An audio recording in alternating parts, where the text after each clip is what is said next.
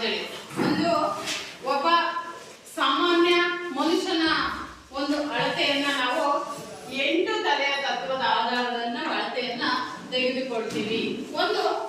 ಇದನ್ನ ಒಬ್ಬ ಮನುಷ್ಯನ ಒಂದು ಉದ್ದವನ್ನ ಸುಮಾರು 8 ಭಾಗಗಳಾಗಿ ನಾವು ಡಿವೈಡ್ ಮಾಡಿಕೊಂಡು ಅದನ್ನ ಅದರ ಪ್ರಕಾರ ನಾವು ಅಳತೆ ತೆಗೆದುಕೊಳ್ತೀವಿ. ಯಾವುದೇ ಒಬ್ಬ ಮನುಷ್ಯನ ಅಳತೆಯನ್ನ ನಾವು ಯಾವುದೇ ಮನುಷ್ಯನ ಅಳತೆ ಇಲ್ಲದೇನೆ ಅಳತೆಯನ್ನ ನಾವು ತಗೋಬೇಕಾದ್ರೆ ಇಲ್ಲಿ ಒಬ್ಬ ಮನುಷ್ಯನ ಉದ್ದವನ್ನ ಸುಮಾರು ಒಬ್ಬ ಮನುಷ್ಯನ ಉದ್ದ ಎಷ್ಟಿರುತ್ತೆ? ಸಾಮಾನ್ಯ ಮನುಷ್ಯನ ಉದ್ದ ಪುರುಷರದ್ದು 8 ಅಡಿ ಯಾವಾಗಲೂ ಇರಲ್ಲ.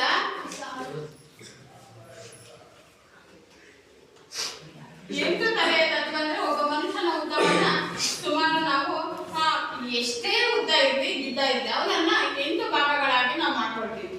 ಸುಮಾರು ಒಬ್ರು 150 ಸೆಂಟಿಮೀಟರ್ ಇರ್ತಾರೆ, 152 ಸೆಂಟಿಮೀಟರ್ ಇರ್ತಾರೆ. ಈ ತರ ವಿವಿಧ ಅಳತೆನಲ್ಲಿ ಉದ್ದ ಇರೋರು ಇರ್ತಾರೆ, ಗಿಡ್ಡ ಇರೋರು ಇರ್ತಾರೆ. ಯಾವುದೇ ಉದ್ದ ಇರಲಿ ಗಿಡ್ಡ ಇರಲಿ ಅದರಲ್ಲಿ 8 ಭಾಗಗಳನ್ನಾಗಿ ನಾವು ಆಯ್ಕೆ ಮಾಡ್ಕೊಳ್ತೀವಿ.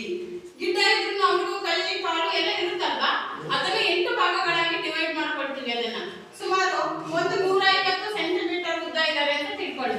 ಉದಾಹರಣೆ ನನ್ನ ಅಳತೆ ಅಂದ್ರೆ 150 ಸೆಂಟಿಮೀಟರ್ ಇದ್ದೀನಿ ನಾನು. ಹಾಗಾದ್ರೆ ಅದನ್ನ 8 ಭಾಗಗಳಾಗಿ ನಾವು ಮಾಡ್ಕೊಳ್ಬೇಕು.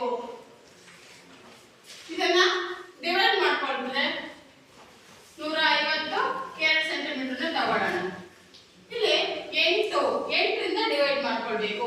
ಇದು ಎಷ್ಟಕ್ಕೆ 8ರಿಂದ ಎಷ್ಟಕ್ಕೆ ಹೋಗುತ್ತೆ? 8 ಅಂದ್ರೆ 8, 8 ಅಂದ್ರೆ 8.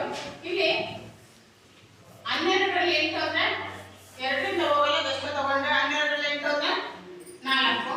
ಇಲ್ಲಿ ಎಷ್ಟು ಉಳಿತು? 14 ಉಳಿತು. ಮತ್ತೆ 4 1 ಮತ್ತೆ ಇದು ಎಷ್ಟರಿಂದ ಭಾಗ ಆಗುತ್ತೆ? 8 5 40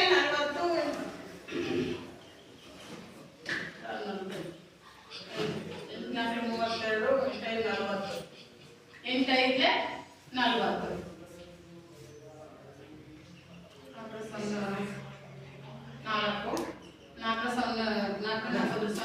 1 ಏನಪ್ಪ ತಪ್ಪಾಯ್ತಲ್ಲ? ಈಗ 9 ಬರುತ್ತಾ? 100 ಸೆಂಟಿಮೀಟರ್ ಆಯ್ತು. ಒಂದು ಭಾಗಕ್ಕೆ 19 ಸೆಂಟಿಮೀಟರ್ ತೆಗೆದುಕೊಂಡ್ವಿ. ಒಂದು ಭಾಗ, 2 ಭಾಗ, 3 4 5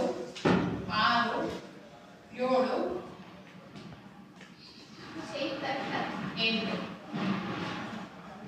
ಗ್ಯಾಸ್ ದಾರಿ ಬಂತು. ಚೂರು ಆಫ್ ಮಾಡ್ಕೊಳ್ತೀವಿ. ಅದನ್ನ ಆ ಮನುಷ್ಯನ ಉದ್ದವನ್ನ 8 ಭಾಗಗಳಾಗಿ ನಾವು ಮಾಡ್ಕೊಂಡಿದ್ದೀವಿ. ಆ 8 ಭಾಗವನ್ನ ಮನುಷ್ಯನ ಅಳತೆಯನ್ನು ನಾವು ನೋಡ್ತಾ ಹೋಗೋಣ.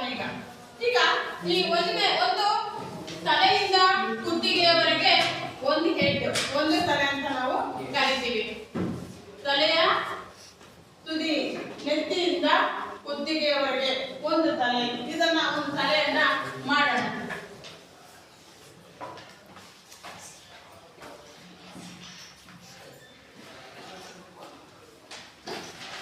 ಇದು ಒಂದು ತಲೆ. ಕುತ್ತಿಗೆಯಿಂದ ಎದೆಯ ಭಾಗದವರೆಗೆ ಒಂದು ತಲೆ. ಕುತ್ತಿಗೆಯಿಂದ ಎದೆಯ ಭಾಗದವರೆಗೆ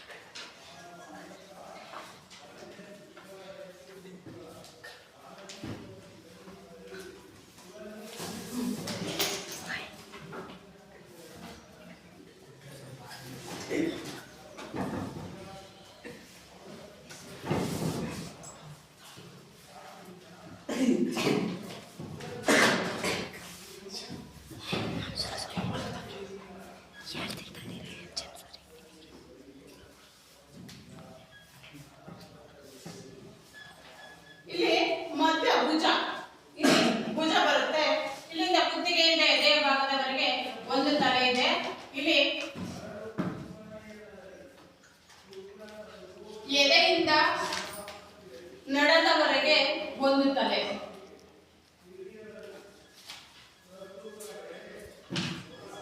ನಡದಿಂದ ಆಸನದವರೆಗೆ ಒಂದು ತಲೆ.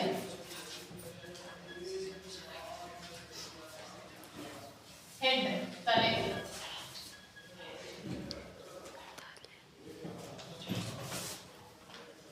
ತಲೆಯ ಭಾಗ. ತಲೆಯಿಂದ ಕುತ್ತಿಗೆ. ಕುತ್ತಿಗೆಯಿಂದ ಎದೆಯ ಭಾಗ. ಎದೆಯಿಂದ ನಡ. ಎದೆಯಿಂದ ನಡದವರೆಗೆ ಒಂದು ತಲೆ. ನೋಡಿ,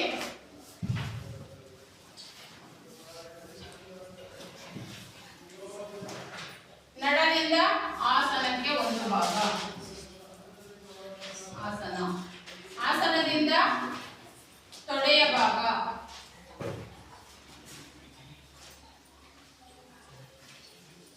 ಇದು ಒಬ್ಬ ಸಾಮಾನ್ಯ ಮನುಷ್ಯನಿಗೆ ಎಲ್ಲ ಭಾಗಗಳು ಇರ್ತಕ್ಕಂಥವು. ಇವು ಅವನ್ನ ನಾವು 8 ಭಾಗಗಳನ್ನಾಗಿ ನಾವು ತೆಗೆದುಕೊಂಡಿದ್ದೀವಿ. ಇಲ್ಲಿ ಆಸನದಿಂದ ಒಂದು ತಲೆ ಎಷ್ಟಕ್ಕೆ? ತೊಡೆಯವರೆಗೆ. ತೊಡೆಯಿಂದ ಮೊಣಕಾಲು. ಮೊಣಕಾಲು.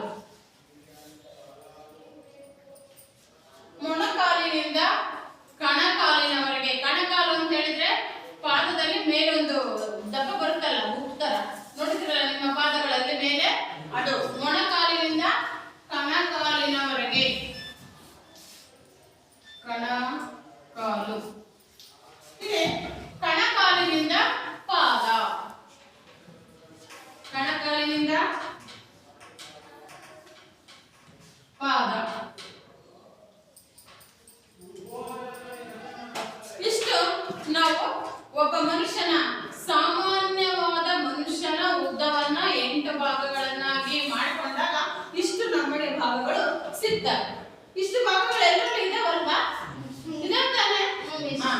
ಅದಕ್ಕೆ ತಲೆಯಿಂದ ಕುತ್ತಿಗೆಗೆ ಒಂದು ಹೆಡ್ಸ್, ಕುತ್ತಿಗೆಯಿಂದ ಎದೆಗೆ ಒಂದು ಹೆಡ್ಸ್, ಎದೆಯಿಂದ ನಡದವರೆಗೆ ಒಂದು ಹೆಡ್ಸ್. ಇಲ್ಲಿದಾವಲ್ವಾ ನೋಡಿ ಆಕಾರದಲ್ಲಿ.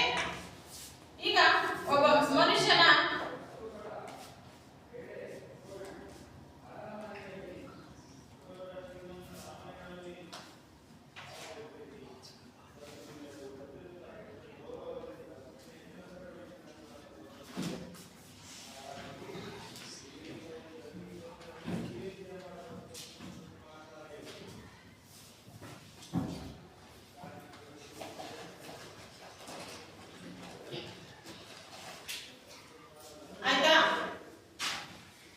ಇದು ಹೆಡ್ ಅಂದ್ರೆ ತೋಳು, ಹ್ಯಾಂಡ್ಸ್.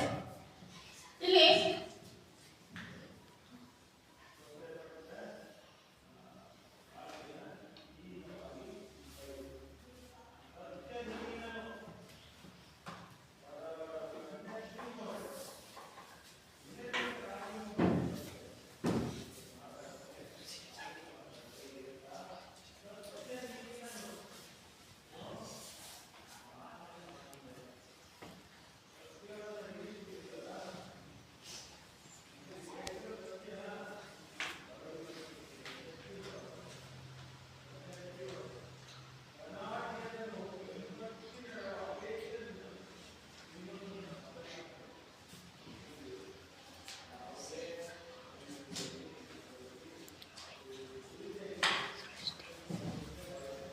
ಇದು ಪಾದ. ಇಲ್ಲಿ ಈ ಒಂದು ಮನುಷ್ಯನಿಗೆ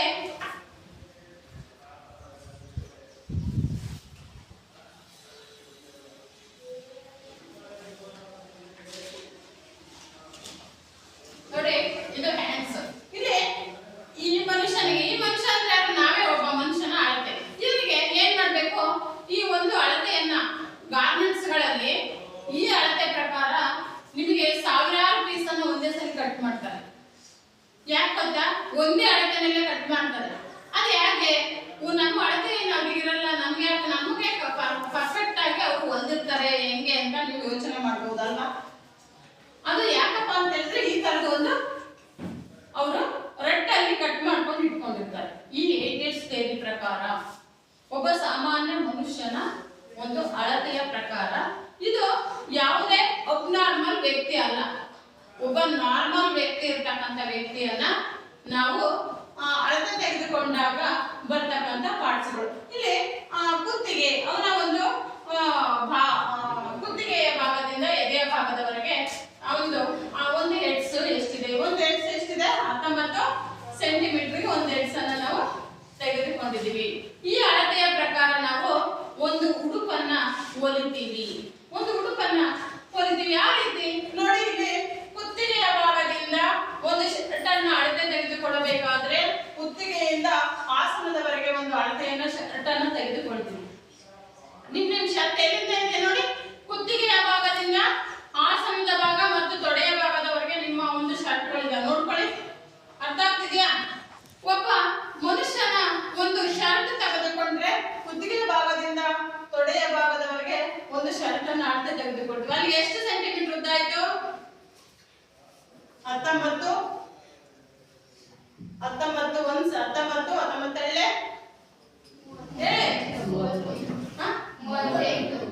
38 ಇತ್ತಲಾಗ ಆಸನಕ್ಕೆ ಉದ್ದ ಎಷ್ಟಾಯ್ತು ಸೆಂಟಿಮೀಟರ್? 19 53. ಪೂರ್ಣ ಉದ್ದ ಎಷ್ಟಾಯ್ತು? ಪೂರ್ಣ ಉದ್ದ ಈ ರೀತಿ ಅಳತೆ ತೆಗೆದುಕೊಳ್ತಾರೆ. ಅರ್ಥ ಆಗ್ತಿದ್ಯಾ? ಈ ರೀತಿ 53 ಸೆಂಟಿಮೀಟರ್. ಹಿಂಗೆ ಮತ್ತೆ ಇದಕ್ಕೆ ಏನು ಮಾಡ್ತಾರೆ? ಏನಪ್ಪ? 57 ಸೆಂಟಿಮೀಟರ್. 57 ಇಷ್ಟು ಸೆಂಟಿಮೀಟರ್ ಪೂರ್ಣ ಉದ್ದವಾಗಿ ನಾವು ತೆಗೆದುಕೊಳ್ತೀವಿ. ಈ ಪೂರ್ಣ ಉದ್ದದಲ್ಲಿ ನಾವು ಇಲ್ಲಿ ಬಿಟ್ಟು ಭುಜದಿಂದ ತೆಗೆದುಕೊಳ್ತೀವಿ. ಯಾಕಂದ್ರೆ ಇದು ಕಾಲರಿಗೆ ಬರುತ್ತೆ. ಅರ್ಥ ಆಗ್ತಿದ್ಯಾ? ಇಲ್ಲಿ ಅರ್ಧ ಭಾಗವನ್ನು ನಾವು ತೆಗೆದುಕೊಳ್ತೀವಿ. ಅವಾಗ ಇಲ್ಲಿ ಎಷ್ಟು ಸೆಂಟಿಮೀಟರ್ ಆಗುತ್ತೆ? 19ರಲ್ಲಿ ಎಷ್ಟಾಗುತ್ತೆ? 19 ಅರ್ಧ 19 ಅರ್ಧ 9 9:30 ಆಯ್ತಾ?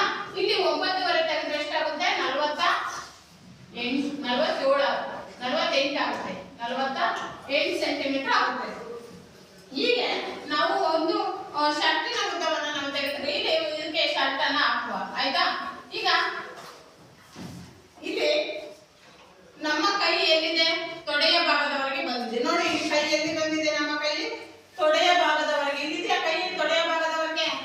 ನಿಮ್ ಕೈ ನಿಂತ್ಕೊಳ್ಳಿ, ಸ್ಟ್ರೈಟ್ ಅಲ್ಲಿ ನಿಂತ್ಕೊಂಡು ಮುಟ್ಟಿ, ಮೊಳಕಾಲು ಮುಟ್ಟಲ್ಲ, ಸ್ಟ್ರೈಟ್ ಅಲ್ಲಿ ನಿಂತ್ಕೊಂಡಾಗ ಎಲ್ಲಿ ಬಂದಿದೆ? ತೊಡೆಯ ಭಾಗದವರೆಗೆ ಕೈ ಬಂದಿದೆ. ಹೌದಲ್ವಾ? ತೊಡೆಯ ಭಾಗಕ್ಕೆ ಬಂದಿದ್ಯಾ? ಕಾಣಿಸ್ತಿದ್ಯಾ? ಒಬ್ಬ ಆರೋಗ್ಯವಂತನ ಏಟೆಡ್ ಸೇರಿ ಪ್ರಕಾರ ನಾವು ಮಾಡ್ತಾ ಹೋದ್ರಿ. ಇಲ್ಲಿಂದ ಒಂದು ಆಸನದವರೆಗೆ ನಾವು ಒಂದು ಅಳತೆಯನ್ನ ಶರ್ಟಿಗೋಸ್ಕರ ತೆಗೆದುಕೊಳ್ತೀವಿ. ಇದನ್ನ ಒಂದು ಶರ್ಟ್ ಅನ್ನ ನಾವು ಯಾಕೆ ಮಾಡ್ಬೇಕು? ಈ ಮನುಷ್ಯನಿಗೆ ಶರ್ಟ್ ಹಾಕೋಣ. ಈಗ ಉದಾಹರಣೆಗೆ ಒಂದು ಶರ್ಟಿನ ಅಳತೆಯನ್ನ ತೆಗೆದುಕೊಳ್ಳೋಣ. ಇಲ್ಲಿ ಶರ್ಟ್ ಅನ್ನ ಹಾಕಿದಾಗ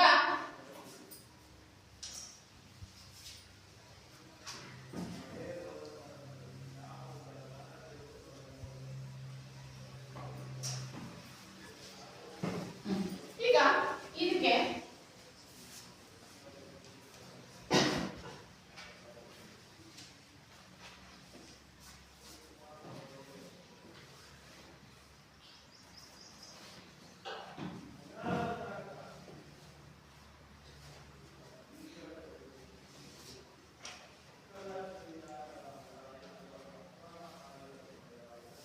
ಈಗ ಶರ್ಟ್ ಬರುತ್ತೆ. ಗೊತ್ತಾಯ್ತು? ಈಗ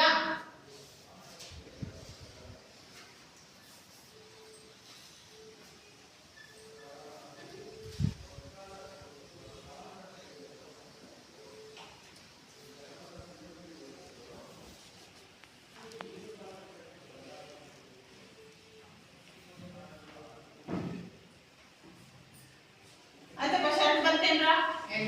ಇಲ್ಲಿ ಇದು ಇಷ್ಟು ಶರ್ಟ್ ಕಾಣ್ತಾ? ಇಲ್ಲಿ ಕೆಳಗಡೆ ಪ್ಯಾಂಟ್ ಮಾಡ್ಬೇಕಪ್ಪ. ಈಗ ಮಾಡುವ. ಕೆಳಗಡೆ ಇಲ್ಲಿ ಕಣಕಾಲಿನವರೆಗೆ ಇಲ್ಲಿ ಬರುತ್ತೆ. ಕಣಕಾಲಿಷ್ಟು ಇಲ್ಲಿ ಪ್ಯಾಂಟ್, ಇದನ್ನ ಇಷ್ಟು ಪ್ಯಾಂಟ್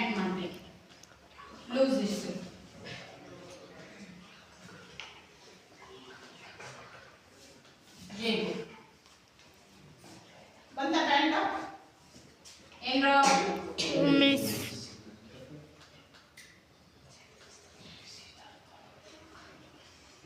ಬಂತೇನ್ರ ಏನಾಯ್ತು? ಪ್ಯಾಂಟ್ ಶರ್ಟ್ ಆಯ್ತು, ಹೌದಾ? ಈ ಒಂದು ಅಳತೆ ಪ್ರಕಾರ ನಾವು ಶರ್ಟ್ ಮತ್ತೆ ಪ್ಯಾಂಟ್ ಅಳತೆ ಇರ್ಬೋದು, ಮಕ್ಕಳ ಉಡುಪಾಗಿರ್ಬೋದು, ಯಾವುದೇ ಒಂದು ಮಕ್ಕಳ ಅಥವಾ ಯಾವುದೇ ಒಂದು ಅಳತೆಯನ್ನ ನಾವು ತೆಗೆದುಕೊಂಡಾಗ ಈ ರೀತಿಯಾಗಿ ಅಳತೆ ಬರುತ್ತೆ. ಇಲ್ಲಿ ಶರ್ಟ್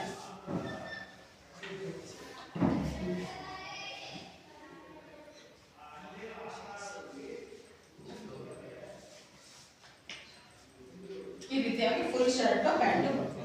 ಒಬ್ಬ ನಾನು ಯಾವುದೇ ಒಬ್ಬ ಮನುಷ್ಯನನ್ನ ಅಳತೆ ತೆಗೆದುಕೊಂಡೆ, ಬರೀ ಡೈಲಾಗ್ಗಳು ನೋಡ್ತಾರೆ, ನಿಮ್ಮನ್ನ ನೋಡಿದ್ರೆ ಸಾಕು ಅವ್ರ ಅಳತೆ ಬರ್ಕೊಂಡು ಅವ್ರು ಹೆಂಗ್ ಬರ್ಕೊಂತಾರೆ ಅಂತ ನೀವು ಕೇಳ್ಬಹುದು. ಈ ರೀತಿಯಾಗಿ ಅವ್ರಿಗೆಲ್ಲ ಪ್ರಾಕ್ಟೀಸ್ ಆಗಿರುತ್ತೆ, ಗೊತ್ತಾಯ್ತಾ? ಅವರಿಗೆ ನೋಡ್ತಿದ್ದಂತೆಲ್ಲ ಒಂದು ಪಿಕ್ಚರ್ ಕಣ್ಣು ಮುಂದೆ ಬರುತ್ತೆ, ಓ ಇವರಿಗೆ ಇಷ್ಟೇ ಅಳತೆ ಬೇಕು ಅಂತಕ್ಕಂಥ. ಯಾಕೆಂದ್ರೆ ಈ ಒಂದು 80s ಪ್ರಕಾರ ಅವರು ಅಳತೆಯನ್ನ ಆಲ್ರೆಡಿ ಅವ್ರ ಮೈಂಡ್ ಅಲ್ಲಿ ಫಿಕ್ಸ್ ಆಗಿರುತ್ತೆ. ಇಷ್ಟೇ ಒಂದು ಶರ್ಟಿನ ಉದ್ದ ಎಷ್ಟಿರುತ್ತೆ, ಅವನ ಸುತ್ತಳತೆ ಎಷ್ಟಿರುತ್ತೆ ಅಂತ ಅವರು ಒಬ್ಬ ಬಾಡಿನ ನೋಡ್ತಿದ್ದಂತೆಲ್ಲ ಹೇಳ್ತಾರೆ. ಯಾಕಪ್ಪ ಅಂತ ಹೇಳಿದ್ರೆ ಅವರಿಗೆ ಅದೇ ಕಣ್ಣು ದಿನನಿತ್ಯ ಅದೇ ಅಭ್ಯಾಸ ಮಾಡೋದ್ರಿಂದ ಅದನ್ನ ಅವರು ಕರಗತ ಮಾಡ್ಕೊಂಡಿರ್ತಾರೆ. ಅರ್ಥ ಆಯ್ತಾ? ಈ ಒಂದು 80s ವ್ಯಕ್ತಿಗೆ ಹೇರ್ ಸ್ಟೈಲ್ ಮಾಡ್ಬೋದು, ಯಾವ ರೀತಿ ಆದ್ರೂ ಹೇರ್ ಸ್ಟೈಲ್ ಮಾಡ್ಬೋದು. ಹೇರ್ ಸ್ಟೈಲ್ ಅಲ್ಲೂ ವಿವಿಧ ರೀತಿಯ ಹೇರ್ ಸ್ಟೈಲ್ ಇದಾವೆ, ಹಲವಾರು ರೀತಿಯಲ್ಲಿ ಶರ್ಟ್ಗಳು ಇದ್ದಾವೆ. ಶರ್ಟ್ ಅಲ್ಲಿ ಸಹ ಹಲವಾರು ರೀತಿಯ ವಿವಿಧ ರೀತಿಯ ಶರ್ಟ್ಗಳನ್ನ ನೀವು ಕೇಳಿದ್ದೀರ. ಬುಷ್ ಶರ್ಟ್ ಇರ್ಬೋದು, ಕಲರ್ ಶರ್ಟ್ ಇರ್ಬೋದು, ನೆಹರು ಶರ್ಟ್ ಇರ್ಬೋದು. ಈ ಒಂದು ಬಾಡಿಗೆ ಹಲವಾರು ರೀತಿಯ ಉಡುಪುಗಳನ್ನ ನಾವು ಹಾಕ್ಬಹುದು.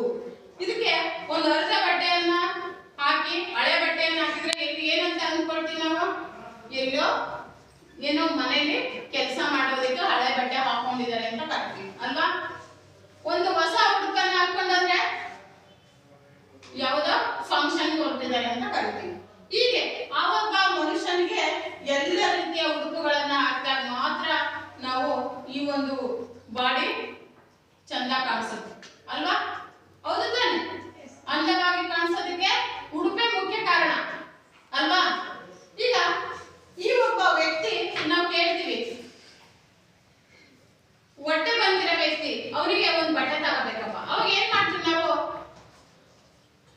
ಡಬಲ್ XL L ಅಂದ್ರೆ ಸ್ವಲ್ಪ ಲೂಸ್, ಅಂದ್ರೆ ಅವ್ರಿಗೆ ಅಂಗಡಿಯಲ್ಲಿ ಅರ್ಥ ಆಗುತ್ತೆ ಯಾವ ತರ ಇದ್ದಾರೆ ಏನು ಅಂತ ಕೇಳ್ತಾರೆ. ಸ್ವಲ್ಪ ನಾವೇನ್ ಮಾಡ್ತೀವಿ, ಅಂಗಡಿಯಲ್ಲಿರೋ ಹುಡುಗರನ್ನ ಹೆಸರನ್ನ ನೋಡ್ತೀವಿ, ಇವ್ರಿಗಿಂತ ಸ್ವಲ್ಪ ದಪ್ಪ ಇದ್ದಾರೆ, ಇವ್ರಿಗಿಂತ ಸ್ವಲ್ಪ ತೆಳ್ಳಗಿದ್ದಾರೆ, ಅವ್ರಿಗೆ ಅರ್ಥ ಆಗುತ್ತೆ ಲಾರ್ಜ್ ಸೈಜ್ ಬಟ್ಟೆ ಬೇಕಾ, ನಾರ್ಮಲ್ ಸೈಜ್ ಬಟ್ಟೆ ಬೇಕಾ ಅಂತ ಅವ್ರಿಗೆ ಅರ್ಥ ಆಗುತ್ತೆ. ಬಟ್ಟೆ ಕೊಡೋದು ಅಲ್ಲಿ ಬಟ್ಟೆಯನ್ನ ಮಾಡುವಂತ ಒಂದು ಒಬ್ಬ ವ್ಯಕ್ತಿಗೆ. ಹಾಗಾಗಿ 80s ಥಿಯರಿ ಪ್ರಕಾರನೇ ಒಬ್ಬ ಒಂದು ಉಡುಪನ್ನ ಹೊಲಿತಾರೆ. ಅದನ್ನ ನಾವು ಒಂದು ರಟ್ಟಲ್ಲಿ ಈ ರೀತಿಯಾಗಿ 80s ಥಿಯರಿ ಫಿಗರ್ ಅನ್ನ ಹಾಕೊಂಡು ಅದರ ಪ್ರಕಾರವಾಗಿ ಅಳತೆಯನ್ನ ನಾವು ಮಾಡ್ತಾ ಹೋಗ್ಬೇಕು. ಯಾವುದೇ ಅಳತೆ ಇಲ್ಲ ಅಂತಂತ ಸಂದರ್ಭದಲ್ಲಿ ಈ ರೀತಿಯಾಗಿ ನಾವು ಮಾಡ್ತಾ ಹೋಗ್ತೀವಿ. ಈ ಒಂದು 80s ಥಿಯರಿ ಪ್ರಕಾರನೇ ಕುತ್ತಿಗೆ ಇಷ್ಟ ಇರಬೇಕು, ಕೈಗಳು ಇಷ್ಟ ಇರಬೇಕು, ಕಾಲು ಎಲ್ಲದೂ ಒಂದು ಅಳತೆ ಪ್ರಕಾರನೇ ಇರುತ್ತೆ. ಯಾಕಪ್ಪ ಅಂತ ಹೇಳಿದ್ರೆ ಆ ವ್ಯಕ್ತಿ ಅಬ್ನಾರ್ಮಲ್ ವ್ಯಕ್ತಿ ಅಲ್ಲ, ಒಬ್ಬ ನಾರ್ಮಲ್ ವ್ಯಕ್ತಿ ಅಂತ ಕರೀತಾರೆ. ನಾರ್ಮಲ್ ಅಂತ ಹೇಳಿದ್ರೆ ಎಲ್ಲ ಅಂಗಾಂಗಗಳು ಸ್ಪಷ್ಟವಾಗಿ ಇದ್ದಾವೆ ಅಂತ. ಕೆಲವು ಕಾಲುಗಳು ಊನ ಇರ್ತವೆ, ಅಂತ ವ್ಯಕ್ತಿಗಳಿಗೆ ಏನ್ ಮಾಡ್ಬೇಕಾಗುತ್ತೆ, ಇಲ್ಲಿ ಪ್ಯಾಂಟ್ ಅನ್ನ ಈ ಒಂದು ಕಾಲು ಕೆಲವೊಂದ್ಸಲ ಈ ತರ ಊನಾಗಿರುತ್ತೆ. ಅಂತ ಸಂದರ್ಭದಲ್ಲಿ ಆ ಒಂದು ಭಾಗದಲ್ಲಿ ಏನ್ ಮಾಡ್ತಾರೆ, ಲೂಸ್ ಕೊಟ್ಟು ಹೊಲಿತಾರೆ. ಅವಕ್ಕೆಲ್ಲ ಸಪರೇಟ್ ವ್ಯಕ್ತಿಯನ್ನ ನೋಡಿ ಹೊಲಿಯುವಂತ ಒಂದು ಸಂದರ್ಭ ಇರುತ್ತೆ. ಸಾಮಾನ್ಯವಾಗಿ ಬಹುತೇಕ ಸಾವಿರಾರು ಪೀಸ್ ಅನ್ನು ಒಂದೇ ಸಲ ಹೊಲಿಯೋದಕ್ಕೆ ಈ ಒಂದು 80s ಥಿಯರಿ ಪ್ರಕಾರ ನಾವು ಹೊಲಿತೀವಿ. ಅಷ್ಟೇ. ಇದರಲ್ಲಿ ಹೆಣ್ಮಕ್ಳು ಇರ್ಬೋದು, ಮಕ್ಕಳಿರ್ಬೋದು, ಗಂಡು ಮಕ್ಕಳು ಇರ್ಬೋದು. ಈ ಎಲ್ಲ ಒಂದು ಮಕ್ಕಳಿಗೂ ಸಹ 8 ತಲೆಯ ತತ್ವದ ಆಧಾರದ ಮೇಲೆ ನಾವು ಬಟ್ಟೆಯನ್ನ ಹೊಲಿತೀವಿ. ಇದು ನಮಗೆ 8 ತಲೆಯ ತತ್ವ ಅವಶ್ಯಕವಾಗಿ ನಾವು ತಿಳಿದಿರಬೇಕು. 8 ತಲೆಯ ತತ್ವ ತಿಳಿದಿರ್ಬೇಕಲ್ವಾ? ಇವೆಲ್ಲವೂ ಸಹ ನಮಗೆ 8 ಭಾಗಗಳಿದಾವಲ್ವಾ? ಒಂದು ಇಲ್ಲಿ ಇದರಿಂದ ಇದಕ್ಕೆ 1, ಇಲ್ಲಿ 2, ಇಲ್ಲಿ ಕುತ್ತಿಗೆ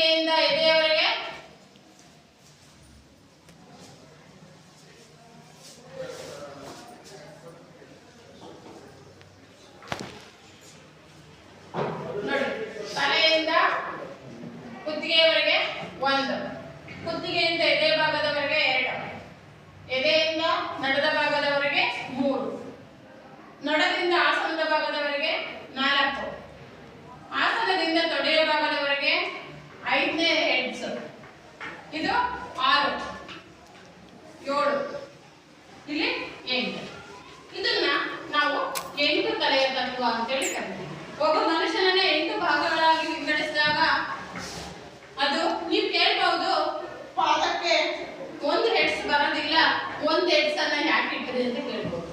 ಈ ಪಾದ ಅಂತ ಬರ್ದಿದ್ದೀನಿ ಅಲ್ವಾ, 7 ಭಾಗ 7.5 ಹೆಡ್ಸ್ ಅಂತ ನಾವು ಕರೆಯಲ್ಲ. ನಾವೇನಾದ್ರೂ 14.5 ಮಾರ್ಕ್ಸ್ ಬಂದಿದೆ ಅಂದ್ರೆ ನಾವೇನ್ ಮಾಡ್ತೀವಿ, ಅದನ್ನ 15 ಅಂತ ಕನ್ಸಿಡರ್ ಮಾಡ್ತೀವಿ. ಹಾಗಾಗಿ ಇದನ್ನ ನಾವು 7.5 ಹೆಡ್ಸ್ ಅಂತ ಕರೆಯಕ್ ಬರೋದಿಲ್ಲ. ಹಾಗಾಗಿ ಇದನ್ನ 8 ತಲೆಯ ತತ್ವ ಅಂತಾನೆ ನಾವು ಕರಿಬೇಕಾಗುತ್ತೆ. 8 ತಲೆಯ ತತ್ವ ಅಂತ ನಾವೇನ್ ಮಾಡ್ಬೇಕಾಗುತ್ತೆ, ಕನ್ಸಿಡರ್ ಮಾಡ್ಬೇಕಾಗುತ್ತೆ. ಹಾಗಾಗಿ ಇದು ಎಷ್ಟು ಒಬ್ಬ ಮನುಷ್ಯನ ಒಂದು ಮನುಷ್ಯನನ್ನ ಎಷ್ಟು ಭಾಗಗಳಾಗಿ ಮಾಡಲಾಗಿದೆ, 8 ಭಾಗಗಳಾಗಿ ನಾವು ಮಾಡ್ಕೊಂಡು ಅವನಿಗೆ ಆ ಒಂದು ಉಡುಪನ್ನ ತಯಾರಿಸ್ತೀವಿ. ಇಲ್ಲಿ ತಲೆಗೆ ಇಲ್ಲಿ 1 ಹೆಡ್ಸ್ ಇದೆ, ಇಲ್ಲಿ ಎಷ್ಟಿದೆ 19 ಸೆಂಟಿಮೀಟರ್ ಇದೆ 1 ಹೆಡ್ಸ್ ತಲೆಗೆ. ಇಲ್ಲಿ ತಲೆಯ ಭಾಗಕ್ಕೆ ಟೋಪಿಯನ್ನು ಹೊಲಿಬೇಕು. ತಲೆಗೆ ಏನ್ ಹಾಕ್ಬೋದು ಹೊಲಿಯೋದಾದ್ರೆ ಒಂದು ಟೋಪಿಯನ್ನು ಹೊಲಿಬೇಕು. ಆ ಟೋಪಿ ಉದ್ದ, ಅದರ ಅಗಲ ಅದನ್ನ ನೋಡ್ಕೊಂಡು ರೆಡಿ ಮಾಡ್ತಾರೆ ಗಾರ್ಮೆಂಟ್ಸ್ಗಳನ್ನು. ಅರ್ಥ ಆಯ್ತಾ? ಇದು ಸಿದ್ಧ ಉಡುಪು ಕೇಂದ್ರಗಳಲ್ಲಿ ಹೆಚ್ಚು ಬಳಕೆ ಆಗ್ತಂಥದ್ದು. ಎಲ್ಲಿ ಸಿದ್ಧ ಉಡುಪು ತಯಾರಿಕಾ ಘಟಕದಲ್ಲಿ ಹೆಚ್ಚು ಬಳಕೆ ಆಗ್ತಕ್ಕಂಥ ಒಂದು ಇದು. ನೀವು ನೋಡ್ಬೋದು ಗಾರ್ಮೆಂಟ್ಸ್ ಗಳಲ್ಲಿ ಒಂದೇ ಅಳತೆಯಲ್ಲಿ ಎಷ್ಟೊಂದು ಡ್ರೆಸ್ಗಳು ಇರುತ್ತೆ ಅಂತ ನೀವು ಕೇಳ್ಬೋದು. ಆಮೇಲೆ ಒಂದೇ ಕಲರಿನ ಡ್ರೆಸ್ಗಳು ಇರ್ತವೆ, ಒಂದೇ ಅಳತೆ ಡ್ರೆಸ್ಗಳು ಇರ್ತವೆ. ಅವು ಸುಮಾರು ಸಾವಿರಾರು ಲಕ್ಷ ಬಟ್ಟೆಗಳು ಒಂದೇ ಸಲ ಕಟ್ ಮಾಡ್ತಾರೆ, ಒಂದೇ ತರ ಫಿನಿಶಿಂಗ್ ಇರುತ್ತೆ. ಅಂದ್ರೆ ಈ ಒಂದು ಆಧಾರದ ಮೇಲೆ ಅವರು ಕಟ್ ಮಾಡ್ತಾರೆ. ಅರ್ಥ ಆಯ್ತಾ? ಈಗ ಇಲ್ಲಿ ಏನ್ ಮಾಡ್ತಾರೆ ಅಂತ ಹೇಳಿದ್ರೆ ಇದನ್ನ ಲೇಔಟ್ ಸಿಸ್ಟಮ್ ಅಲ್ಲೇ ಕಟ್ ಮಾಡ್ತಾರೆ. ಅದನ್ನ ಬಟ್ಟೆಯ ಉಳಿತಾಯಕ್ಕೋಸ್ಕರ ಲೇಔಟ್ ಸಿಸ್ಟಮ್ ಅಂತ ಹೇಳಿದ್ರೆ ಅದನ್ನ ಬಟ್ಟೆಯನ್ನು ಇಡೀ ಬಟ್ಟೆಯನ್ನ ಟೈಲರ್ಗಳು ಏನ್ ಮಾಡ್ತಾರೆ, ಫೋಲ್ಡ್ ಮಾಡಿ ಕಟ್ ಮಾಡ್ತಾರೆ. 4 ಭಾಗಗಳಾಗಿ ಫೋಲ್ಡ್ ಮಾಡಿ ಕಟ್ ಮಾಡ್ತಾರೆ. ಆದರೆ ಅಲ್ಲಿ ಗಾರ್ಮೆಂಟ್ಸ್ ಗಳಲ್ಲಿ ಇಡೀ ಬಟ್ಟೆಯ ಟಾನನ್ನೇ ಹಾಸ್ಬಿಟ್ಟು ಅದಕ್ಕೆ ಒಂದು ಅಳತೆಯನ್ನ ಕಟ್ ಮಾಡಿ ಅಲ್ಲಿ ಸಾವಿರಾರು ಬಟ್ಟೆಯನ್ನ ಒಂದೇ ಸಲ ಕತ್ತರಿಸಿ, ಒಂದೇ ಬಟ್ಟೆಯನ್ನ ಒಂದೇ ಸಲ ಕತ್ತರಿಸುತ್ತೆ.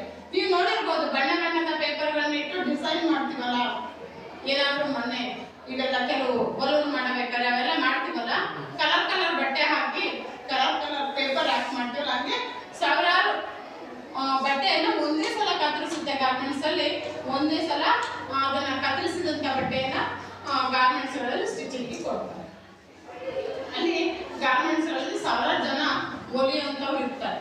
ನಾವು ನೋಡ್ಬೋದು ಒಂದೇ ಅಳತೆನಲ್ಲೇ ಇರುತ್ತೆ. ಈಗೆಲ್ಲ ರೆಡಿಮೇಡ್ ಇಲ್ವಾ, ಎಲ್ಲವೂ ಸಹ ರೆಡಿಮೇಡ್ ಅಂದ್ರೆ ಅಂಗಡಿಗಳಲ್ಲೇ ಸಿಗುತ್ತೆ. ಮುಂಚೆ ತರ ಟೈಲರ್ಗಳನ್ನ ಹುಡುಕಿಕೊಂಡು ಹೋಗುವಂತ ಅವಶ್ಯಕತೆ ಇಲ್ಲ ಇವಾಗ. ಹೌದಲ್ವೇನ್ರಪ್ಪ? ಹೌದು ತಾನೆ? ಪ್ಯಾಂಟ್ ಬೇಕಂದ್ರೂ ರೆಡಿ ಸಿಗುತ್ತೆ, ಶರ್ಟ್ ಬೇಕಂದ್ರೂ ರೆಡಿ ಸಿಗುತ್ತೆ, ಹುಡುಗಿಯರ ಉಡುಪುಗಳು ಅಷ್ಟೇ ರೆಡಿಮೇಡ್ ಎಲ್ಲ ಸಿಗುತ್ತೆ. ಯಾಕೆ ರೆಡಿಮೇಡ್ ಸಿಗುತ್ತೆ? ಈ ಒಂದು ಆಧಾರದ ಮೇಲೆ ಅವರು ಬಟ್ಟೆಯನ್ನ ರೆಡಿ ಮಾಡಿರ್ತಾರೆ. ಹೌದಾ? ಈ ವಾದ ಆಮೇಲೆ ಇದಕ್ಕಿಂತ ಸ್ವಲ್ಪ ಲೂಸ್ ಅಂದ್ರೆ ಸ್ವಲ್ಪ ಚೂರು ದಪ್ಪ ಇರ್ತಕ್ಕಂಥವ್ರಿಗೆ ಇದಕ್ಕಿಂತ ಸ್ವಲ್ಪ ಒಂದು 5 ಸೆಂಟಿಮೀಟರ್ ಜಾಸ್ತಿ ಲೂಸ್ ಇಟ್ಟು ಹೊಂದಿರ್ತಾರೆ. ಅವು ಸಪರೇಟ್ ಸೈಜ್. ಅದಕ್ಕೆ ಕೇಳ್ತಾರೆ, ಏನಾದ್ರು ನೀವು ಬಟ್ಟೆ ತೆಗೀರಿ ಅಂದ್ರೆ ಸೈಜ್ ಯಾವುದು ಅಂತ ಕೇಳ್ತಾರೆ. ಚಪ್ಪಲಿ ಅಂಗಡಿಗೆ ಹೋಗ್ರಿ ನಿಮ್ಮ ಸೈಜ್ ಯಾವುದು ಅಂತ ಕೇಳ್ತಾರೆ. ಒಂದು ಬಟ್ಟೆ ಗಾರ್ಮೆಂಟ್ಸ್ ಹೋಗ್ರಿ ಸೈಜ್ ಯಾವುದು ಅಂತ ಕೇಳ್ತಾರೆ. ಹೌದಲ್ವೇನ್ರ? ಪ್ಯಾಂಟ್ ತಗೊಳಕೋದ್ರು ಸಹ 0 ಸೈಜ್ ಕೇಳ್ತಾರೆ, ನೋಡಿದ್ದೀರಾ? ಹೌದಲ್ವಾ? ಎಲ್ಲದಕ್ಕೂ ಸಹ ಇಲ್ಲಿ ಅಳತೆ ಸೈಜ್ ಅಂತ ಕೇಳಿದ್ರೆ ಅಳತೆ ಮುಖ್ಯ ಆಗಿರುತ್ತೆ. ಅಂದ್ರೆ ಇಲ್ಲಿ 8 ತತ್ವದ ಆಧಾರದ ಮೇಲೆ ನಾವು ಯಾವುದೇ ಒಂದು ಉಡುಪನ್ನ ಹೊಲಿಯೋದಕ್ಕೆ ಸಾಧ್ಯ ಅನ್ನೋದನ್ನ ನಾವು ಇವತ್ತು ತಿಳ್ಕೊಂಡಲ್ವಾ?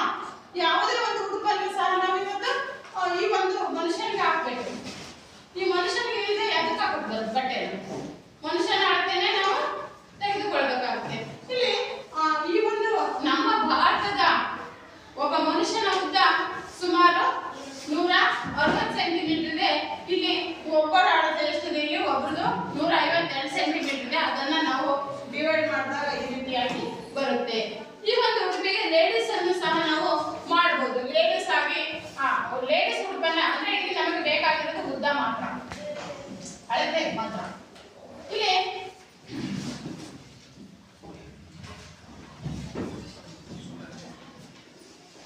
ನೋಡಿ, ಇಲ್ಲಿ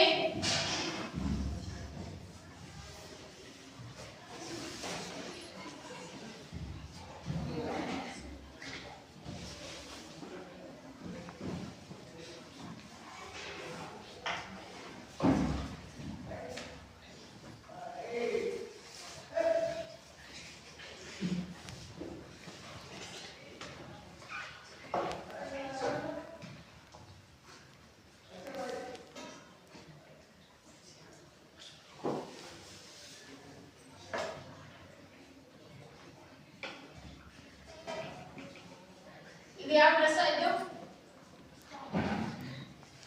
ಟಾಪರ್, ಚೂಡಿ ಪ್ಯಾಂಟ್ ಅಂದ್ರೆ ಚೂಡಿ ಟಾಪರ್ ಅಲ್ವಾ?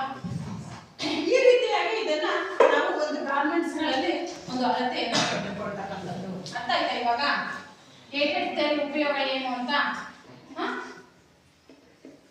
ಇದಕ್ಕೆ ಪೈಜಾಮನು ಸಹ ನಾವು ಮಾಡ್ತೀವಿ. ಇಲ್ಲಿ ಪೈಜಾಮ ಈಗ ಬರುತ್ತೆ ಸೊಂಟದಲ್ಲಿ. ಇದಕ್ಕೆ ನೆಕ್ಸ್ಟ್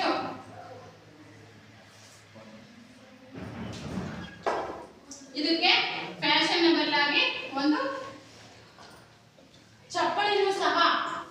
ಒಬ್ಬ ವ್ಯಕ್ತಿ ಒಂದು ಡ್ರೆಸ್ ಅನ್ನ ಮಾಡಬೇಕಾದ್ರೆ ಅವನ ಹೇರ್ ಸ್ಟೈಲು, ಅವನ ಒಂದು ಸ್ಲಿಪ್ಪರ್ಸ್, ಅವನ ಒಂದು ಶರ್ಟ್ ಮತ್ತೆ ಎಲ್ಲದೂ ಸಹ ನೀವು ನೋಡಿರ್ಬೋದು, ಎಲ್ಲ ಮ್ಯಾಚ್ ಇರುತ್ತೆ ಹೌದಲ್ವಾ? ಶರ್ಟ್ ಪ್ಯಾಂಟ್ಗೂ ಕೂಡ ಮ್ಯಾಚ್ ಮಾಡ್ಕೊಳ್ತಾರೆ. ಡ್ರೆಸ್ಗಳಲ್ಲಿ ಹುಡುಗಿಯರು ಸಹ ಎಲ್ಲ ಮ್ಯಾಚ್ ಮಾಡ್ಕೊಂಡಾಗ ಮಾತ್ರ ಅದು ಆ ಒಂದು ಉಡುಗೆ ಪರಿಪೂರ್ಣವಾಗಿ ಚೆನ್ನಾಗಿ ಕಾಣಿಸೋದಕ್ಕೆ ಸಾಧ್ಯ ಹೌದಲ್ವಾ? ಈಗ ರೇಷ್ಮೆ ಸೀರೆ ಉಡಿಸಿ ಒಂದು ತಲೆ ಬಾಗ್ತಾ ಇದ್ರೆ ಹೆಂಗ್ ಕಾಣಿಸುತ್ತೆ? ಎಲ್ಲದೂ ಕೂಡ ಪರ್ಫೆಕ್ಟ್ ಆಗಿದ್ರೆ ಅದು ಫಿನಿಶಿಂಗ್ ಕಾಣುತ್ತೆ. ಅರ್ಥ ಆಯ್ತೇನ್ರಪ್ಪ? ಹೌದು ತಾನೆ? ಈಗ ಒಂದು ಉಡುಗೆಯನ್ನ ಏಟೆಡ್ ಸ್ಟೈಲ್ ಪ್ರಕಾರವಾಗಿ ನಾವು ಒಂದು ಉಡುಪನ್ನ ಹೊಲಿಯೋದಕ್ಕೆ ಸಾಧ್ಯ. ಈ ರೀತಿಯಾಗಿ ನಾವು 8 ತಲೆಯ ತತ್ವವನ್ನ ನಾವು ತಿಳ್ಕೊಂತಾ ಹೋಗ್ತೀವಿ. ಈಗ ಒಬ್ಬ ಮನುಷ್ಯನ ಉದ್ದವನ್ನ ಎಷ್ಟು ಭಾಗಗಳಾಗಿ ವಿಂಗಡಣೆ ಮಾಡ್ತೀವಿ? 8 ಭಾಗಗಳಾಗಿ ನಾವು ವಿಂಗಡಣೆಯನ್ನು ಮಾಡ್ತೀವಿ. 7 ವರೆ ಅಂತ ನಾವು ಮಾಡಕ್ ಬರೋದಿಲ್ಲ, ಹಾಗಾಗಿ ನಾವು 8 ತಲೆಯ ತತ್ವ ಅಂತೇಳಿ ರೆಡಿ ಮಾಡ್ಕೊಳ್ತೀವಿ. ಈ ಒಂದು 8 ತಲೆಯ ತತ್ವಕ್ಕೆ ಎನಿ ಒಂದು ಉಡುಪನ್ನ ನಾವು ರೆಡಿ ಮಾಡ್ಕೊಳ್ತೀವಿ. ಇಲ್ಲಿ ಸೊಂಟದ ಸುತ್ತಳತೆ ಎಷ್ಟು ಭಾಗ ಬರುತ್ತೆ, ಒಂದು ಡ್ರೆಸ್ ಎಷ್ಟು ಬರುತ್ತೆ, ತೋಳಿನ ಭಾಗ ಎಷ್ಟು ಬರುತ್ತೆ, ಎಲ್ಲದಕ್ಕೂ ಕೂಡ ಅಳತೆಗಳು ಇದ್ದಾವೆ. ಅದನ್ನ ನಾವು ಅದರ ಪ್ರಕಾರವಾಗಿ ನಾವು ಭಾಗಗಳಾಗಿ ನಾವು ರೆಡಿ ಮಾಡ್ಕೊಳ್ತೀವಿ. ಇದನ್ನ ಇದರ ಆಧಾರದ ಮೇಲೆ ಸಾವಿರಾರು ಬಟ್ಟೆಗಳನ್ನ ಒಂದೇ ಸಲ ಹೊಲಿಬಹುದು, ಒಂದೇ ಸಲ ಕತ್ತರಿಸಬಹುದು. ಹಾಗಾಗಿ ಆ ಗಾರ್ಮೆಂಟ್ಸ್ ಗಳಲ್ಲಿ ಒಂದೇ ಸರಿ ಸಾವಿರಾರು ಬಟ್ಟೆಗಳನ್ನ ಕತ್ತರಿಸಿ ಸ್ಟಿಚಿಂಗಿಗೆ ಫಿನಿಶಿಂಗ್ ಹೋಗ್ತಾ ಇರುತ್ತೆ. ಒಬ್ರು ನೆಕ್ ಭಾಗವನ್ನ ಹೊಲಿದ್ರೆ ಇಲ್ಲಿ ಒಬ್ರು ಪಟ್ಟಿ ಭಾಗವನ್ನ ಹೊಲಿತಾರೆ, ಒಬ್ರು ಸೈಡ್ ಭಾಗವನ್ನ ಕೂಡಿಸ್ತಾರೆ. ಈ ರೀತಿಯಾಗಿ ಗಾರ್ಮೆಂಟ್ಸ್ ಗಳಲ್ಲಿ ಒಂದು ಒನ್ ಬೈ ಒನ್ ಹೋಗಿ ಕೊನೆ ಫಿನಿಶಿಂಗ್ ಹೋಗುತ್ತೆ. ಫಿನಿಶಿಂಗ್ ಭಾಗದಲ್ಲಿ ಅಲ್ಲಿ ಉಳಿದ ದಾರವನ್ನ ಕಟ್ ಮಾಡೋದು, ಅಳತೆ ಕರೆಕ್ಟ್ ಆಗಿದೆಯಾ ಅಂತ ಚೆಕ್ ಮಾಡ್ತಾರೆ. ಈ ಕೊನೆಗೆ ಫೈನಲ್ಗೆ ಪ್ಯಾಕಿಂಗ್ ಹೋಗುತ್ತೆ. ಅರ್ಥ ಆಯ್ತಾ? ಅದು ಒಂದು ಉಡುಪು